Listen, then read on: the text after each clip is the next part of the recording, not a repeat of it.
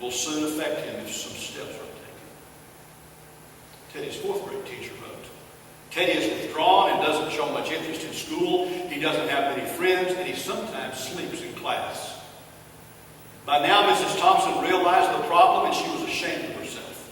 She felt even worse when her students brought her Christmas presents, wrapped in beautiful ribbons and bright paper, except for Teddy's. His present was clumsily wrapped in the heavy brown paper that he got from a grocery bag. Mrs. Thompson took pains to open it in the middle of the other presents.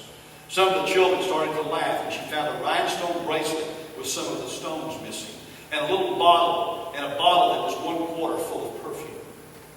But she stifled the children's laughter when she exclaimed how pretty the Blake bracelet was, putting it on and dabbing some of the perfume on her wrist. Teddy Stoddard and stayed after school that day just long enough to say, Mrs. Thompson, today you smell just like my mom used to smell. After the children left, Mrs. Thompson cried for at least an hour. On that very day, she quit teaching, reading, writing, and arithmetic. Instead, she began to teach children. Mrs. Thompson paid particular attention to Teddy. As she worked with him, his mind seemed to come alive. The more she encouraged him, the faster he responded. By the end of the year, Teddy had become one of the smartest children in the class, and despite her lie that she would love all the children the same, Teddy became one of the teacher's pets. A year later, she found a note under her door from Teddy, telling her that she was the best teacher he had ever had in his whole life.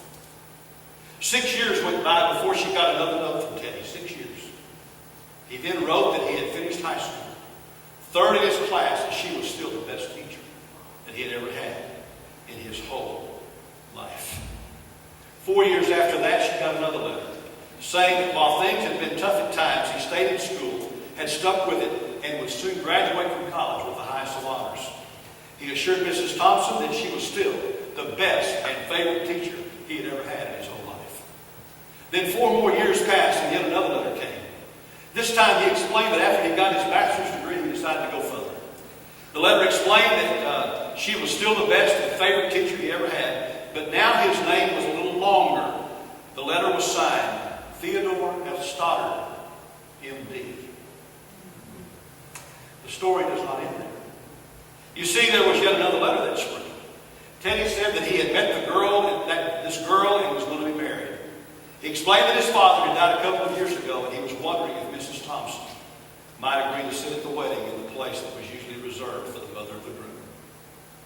Of course Mrs. Thompson did, and guess what? She wore that bracelet. The one with several rhinestones missing. Moreover, she made sure she was wearing the perfume that Teddy remembered his mother wearing on her last Christmas. They hugged each other, and Dr. Stoddard whispered in Mrs. Thompson's ear, "Thank you, Mrs. Thompson, for believing in me. Thank you so much for making me feel important and showing me that I can make a difference." Mrs. Thompson, with tears in her eyes, whispered back, and she said, "Teddy, you have it all wrong. You were the one who taught me that I could make a difference. I didn't know how to teach until I met you." What we really don't know is that Teddy Stoddard is the doctor at Iowa Methodist Hospital in Des Moines that has a Stoddard cancer. Jesus Christ is God. He went to the trouble of coming to earth, of tabernacling in our midst, so we would never have to wonder or doubt what God is like. Amen. And he came not just to show us the Father, but he came to make a difference in our lives. Amen. That we might make a difference in the life of the Teddy Stoddards of this world. White Avenue Baptist Church, if you could put everything else behind you you've ever known what it was before, you can rediscover humility. And if you've never discovered it, discover it for the first time. Seek the heart of God. The difference that He will make in you will help you, will help me, to make a difference in the lives of thousands of people throughout this world. Father, in Jesus' name, thank you for Jesus. Thank you that the message of Christmas is clear. Thank you that no matter how badly we've messed it up at times, we can clarify it like we have today and remind people of what Christmas is really all about. And Father, as we examine our hearts today,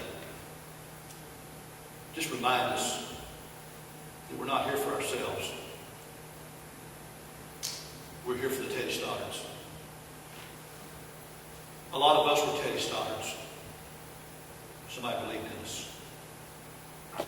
People that I think about in my life, my Sunday school teachers when I was a boy. I think about Mr. Piper. I think about my junior high principal, Mr. Brandon. I think about my 7th grade teacher, Mary Jo Langford, who believed in me and who knew that I could make a difference. So they made a difference for me. Father, all my prayers today is let us catch a vision that because of the Christmas message and the difference that Jesus Christ has made in our life, that we can make a difference in the lives of others. In Jesus' name, amen. I'm going to let you go in just a second. We're going to have our offering in just a moment.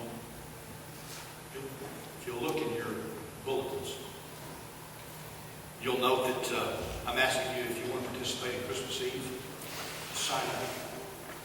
And we'll look over the sign-ups and try to make a decision about that. I've already had 1 or 2 come to me and say, man, I want to be there. Wednesday nights we're studying the Bible together. On the 27th, Benjamin Lee from the Underground Church in China and I are going to tag team a message. We're going to talk about world missions. It's going to bless you. And on the 20th, the musical is in the morning. It's not at 6 o'clock at night. If you come at 6, there won't be anybody here. So we had a mistake in the bulletin there. That computer just acted up, I guess. And then they've asked me to remind you to sign up for the dinner, the church-wide dinner coming up. So got a lot to think about, a lot to do. We're keeping the focus that what we're really all about is making a difference in the lives of other people. So let's just keep that focus.